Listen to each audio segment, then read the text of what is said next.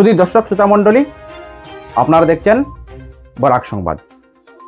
এই মুহূর্তের একটি গুরুত্বপূর্ণ সংবাদ নিয়ে আপনাদের সম্মুখে উপস্থিত আমি খয়রুল। মুসলিম বিবাহ বিচ্ছেদ আইন বাতিল করার জন্য রাজ্য সরকারের সিদ্ধান্তের বিরোধিতায় নামলেন মুসলিম সমাজের সচেতন লোকেরা।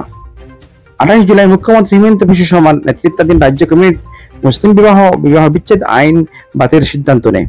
আগামী বিধানসভা অধিবেশনে এই আইন বাতিল করতে বিল আনার সিদ্ধান্ত নেওয়া হয়েছে।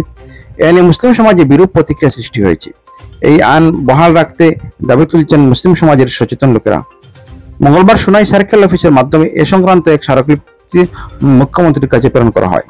পরে সংবাদ মাধ্যমের সামনে এ নিয়ে বক্তব্য রাখতে গিয়ে কাছাড় জেলা আহলে সুন্নাত ওয়াল জামাতের সাধারণ সম্পাদক মৌলানা নাজির হোসেন মজুমদার বলেন, 1935 ইংরেজি থেকে মুসলিম বিবাহ বিচ্ছেদ আইন চলে আসছে দেশে, কিন্তু রাজ্য সরকার আচমকা এই আইন বাতিলের সিদ্ধান্তে তিনি ধিক্কার জানান। মুসলিমদের ধর্মীয় অনুভূতিতে আঘাত না আনতে সরকারের প্রতি জোরালো দাবি জানান তিনি। সোনাই বালিঘাট জিপির প্রাক্তন সভাপতির প্রতিনিধি তথা রাইট ওয়ে ফাউন্ডেশনের সম্পাদক শামসুল ইসলাম বলবইয়া, আজিউর রহমান, রাবুল হোসেন লস্কর, জেলা আমসুর সাধারণ সম্পাদক মেহবুব আলম লস্কররা বলেন, সরকার বাল্যবিবাহ বিরুদ্ধে আরো কঠোর হোক, এতে তাদের সমর্থন থাকবে। তবে বাল্যবিবাহ বন্ধের নামে 1935 সালের মুসলিম ম্যারেজ অ্যাক্টকে বাতিলের তীব্র বিরোধিতা করেন তারা। রাজ্য সরকারের সিদ্ধান্ত প্রত্যাহার করার জোরালো দাবি তুলেন তারা। দেখুন এই প্রতিবেদন। যে মুসলিম ম্যারেজ অ্যাক্ট 1935 এর যেটা অ্যাক্ট ছিল, সেটারে আমরা বিলুপ্তি না করার জন্য সরকারের কাছে আজকে আমরা একটা আবেদন করছি। আমরা জানতে পারছি যে বিগত দিনে আসামের মুখ্যমন্ত্রী একটা ক্যাবিনেট বৈঠক করে সেটা বিলুপ্তি করার জন্য একটা প্রক্রিয়া চালিয়ে যাচ্ছেন। সেটার জন্য আমাদের যে বিবাহ যেটা আইন যেটা আছে, আমাদের বিবাহর সুবিধা যে কাজী যদি থাকে তাহলে আমরা নির্ধারিত সময়ে আমরা বিবাহ দিতে আমরা সুবিধা হয়। আজকে যে কাজীদেরকে বিলুপ্তি করা হয় তাহলে আমাদের যারা গরিব সমাজের মানুষ আছেন এবং আমরা মুসলিম সমাজের ভিতরে একটা বিরূপ প্রভাব পড়বো, যার জন্য আমরা আসামের মুখ্যমন্ত্রীর দৃষ্টি আকর্ষণ করি। আমরা অনুরোধ করছি, আমরা বিনম্রভাবে ওনাকে অনুরোধ করছি, আপনার সব আইনকে আমরা জোড়হাতে আমরা মেনে নিই, কিন্তু আমাদের ধর্ম অনুশাসন নিয়ে যদি আপনি কোনো আইনকে বিলুপ্তি করেন সেটা আমরা মেনে নিব না। তার জন্য আমরা আজকে আপনার উদ্দেশ্যে একটা সার্কেল অফিসারের মাধ্যমে আপনাকে একটা মেমোরেন্ডাম দিচ্ছি এবং প্রিন্ট মিডিয়া এবং ইলেকট্রিক মিডিয়ার মাধ্যমে আপনাকে আমরা আবারও অনুরোধ করে বলছি, সেইটাকে 1935 এর যেটা আইন আছে ম্যারেজ এবং ডাইভোর্স অ্যাক্ট যেটা আছে সেটা একটা বিলুপ্তি না করে আবার পুনরায় সেটা জীবিত করে আমাদেরকে কাজী অফিস এবং কাজী অফিসকে বহাল রাখে এবং কাজীদেরকে বহাল রেখে আমাদের সমাজকে চলার জন্য আমাদেরকে সহযোগিতা করেন, এটাই আমি বলছি। ধন্যবাদ।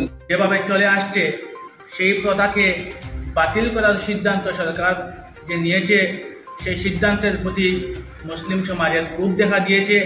এই পরিপ্রেক্ষিতে আমরা দেখতে পাচ্ছি বিগত কয়েকদিন থেকে গোটা আসাম রাজ্যে মানুষের মধ্যে, মুসলিম ধর্মাবলম্বী মানুষের মধ্যে একটি হাহাকার পরিবেশ সৃষ্টি হচ্ছে।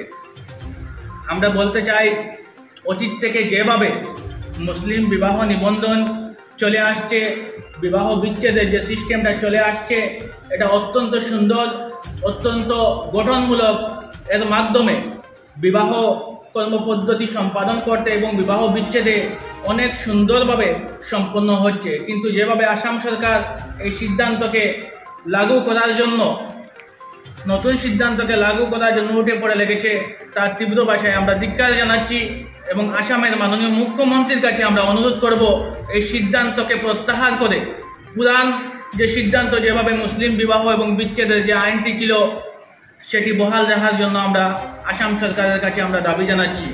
যেহেতু বর্তমানে বিবাহ দিতে মুসলিম মানুষ অনেক অসুবিধার সম্মুখীন হচ্ছেন আমরা দেখতে পাচ্ছি।